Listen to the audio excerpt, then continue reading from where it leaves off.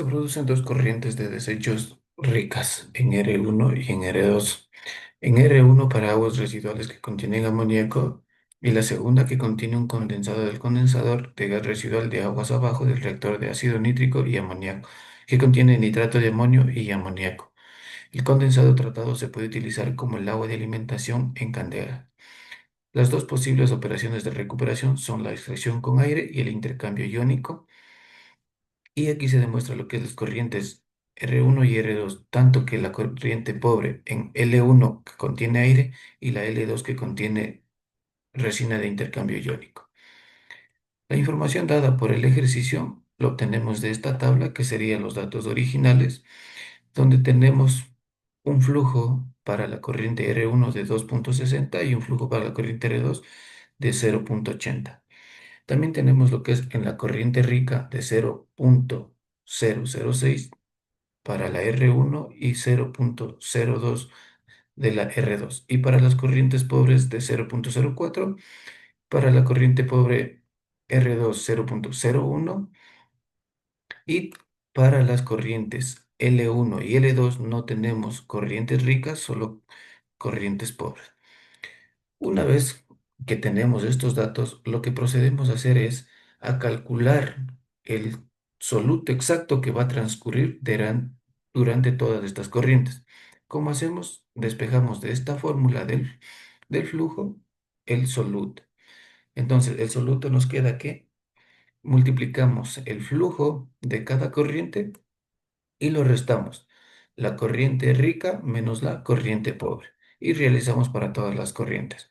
Aquí en este nos va a dar un valor de cero porque aquí no tenemos flujo y el flujo multiplicado como cero nos va a dar un total de cero. En la corriente rica vamos a determinar sumando los dos solutos de la corriente R1 y R2 ya que son las corrientes ricas. Esto nos da un total de 0,0204. Lo mismo sumamos el soluto total para las corrientes pobres y aquí vamos a realizar una diferencia entre la corriente rica y la corriente pobre para ver cuál es el delta X mínimo. Y el delta X mínimo nos da un valor de 0,001 y al ser esto para las dos corrientes, tanto rica y pobre, lo dividimos para dos y entonces aquí nos da un valor que se va a dividir tanto para arriba para la corriente pobre y para abajo para las corrientes ricas.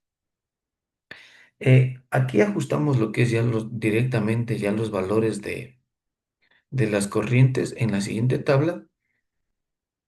Entonces, tenemos que nos quedan los valores en las corrientes ricas, corrientes pobres, los flujos en cada una y los solutos a encontrar. Para la realización de esta tabla tenemos la siguiente ecuación dada por el ejercicio, pero aquí necesitamos también ajustar las corrientes para X. Entonces despejamos de esta ecuación y aplicamos la fórmula. Para X nos daría la corriente que sería exactamente la determinada más los datos de la siguiente fórmula. Esto realizamos para cada uno de las corrientes en X. Y en Y simplemente reemplazamos los datos y obtenemos cada uno de ellos. Para delta X hacemos lo que es una diferencia entre la corriente anterior y la corriente analizada y obtenemos el delta X. Para el delta Y, de la misma manera, realizamos una resta de la corriente anterior menos la corriente que va abajo. Como aquí en R1 tenemos directamente el flujo, acá también tenemos el flujo en la R2. El flujo para la L1 lo determinamos de la siguiente manera. Como tenemos ya lo que es una cantidad exacta en ambas corrientes de soluto, y tenemos que se divide el delta X mínimo para las dos corrientes, entonces aplicamos la fórmula. El soluto de las dos corrientes menos la corriente pobre menos la corriente rica. Y tenemos un flujo para L1 de 4,08. Para el mejor tratamiento lo vamos a ajustar a 4,1. Una vez que ya tenemos el flujo para la corriente pobre, realizamos lo que es también ya el flujo para las corrientes ricas. En este caso, la corriente rica, vamos a sumar el flujo que tenemos en la corriente rica en la R1 más la R2, que nos da un valor de 3,40 en las dos corrientes. Para el soluto de las corrientes pobres y el soluto de las corrientes ricas, aplicamos lo que es una fórmula de la multiplicación tanto del flujo por el delta X encontrado anteriormente. Lo mismo realizamos para las corrientes ricas, el soluto por el delta Y ya encontrado. Ahora vamos a realizar lo que es la, hallar directamente ya el número real de los de soluto. Entonces restamos la corriente rica menos la corriente pobre para para todas las corrientes. Ahora, vamos a ajustar aquí la carga directamente ya para realizar la cascada de valores para encontrar el punto pinch. El punto pinch lo encontramos directamente con la última eh, corriente en Y ajustada más el delta T mínimo que sería para las dos corrientes. Realizamos tanto para la corriente caliente y la corriente fría. Aquí vamos a utilizar directamente ya lo que es los flujos o el número de soluto que va a pasar en cada corriente.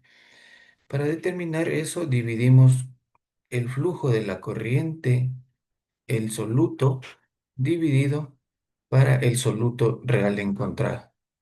Eso lo realizamos para todas las corrientes y nos da también aquí ya un flujo total. Para el costo del aire tenemos que es 4,08 como flujo, el precio de nos da para kilogramos por segundo de 0,01 centavos. El costo nos está dando el de aquí, pero como debemos hacerlo para el año, realizamos la transformación dividiendo para la multiplicación de 3.600 segundos. Para la recuperación de nitrato de amoníaco tenemos las siguientes corrientes, igual tomadas directamente de la tabla del libro. Ajustamos las corrientes, tomamos lo que es el número de soluto aplicando la fórmula anteriormente ya especificada, realizamos igual lo que es la sumatoria del sustrato tanto para la corriente pobre y la corriente rica, igual realizamos el delta X mínimo para las dos corrientes dividido para 2. Aquí de igual manera tenemos esta fórmula de aquí, que es Y de aire es igual a 0,98 X de aire. Si despejamos la fórmula, vamos a obtener esto de aquí para X, vamos a realizar eh, directamente aplicando la fórmula y para Y también directamente ya aplicando la fórmula, dividiendo para 0,98. Ajustamos ya lo que es el delta X, el delta Y. Tenemos ya tanto los flujos en la R1 y en la L1. Ahora, esto de aquí ya lo explicamos en la anterior tabla de recuperación del amonio. Ahora lo que ajustamos es igual para determinar el punto pinch. Pero también debemos determinar la cantidad exacta de nitrato de amonio. Para eso vamos a aplicar la siguiente fórmula. El flujo de nitrato de amonio que va a pasar directamente ya calculado menos el el, el nitrato que va a pasar tanto en la corriente rica y en la corriente pobre. Nos da un valor de 0,08385. Entonces, esto quiere decir que la corriente L1 sí va a poder remover ligeramente lo que necesita R2 con la extracción de aire de L1, que es suficientemente para remover la corriente R2. La R1 prácticamente no contiene nitrato de amonio, entonces podemos definir que cumple la condición al aplicar que este flujo de aquí lo dividimos para el 0,788 de ambas corrientes de R1 y R2 y estamos cumpliendo la condición mencionada en el libro.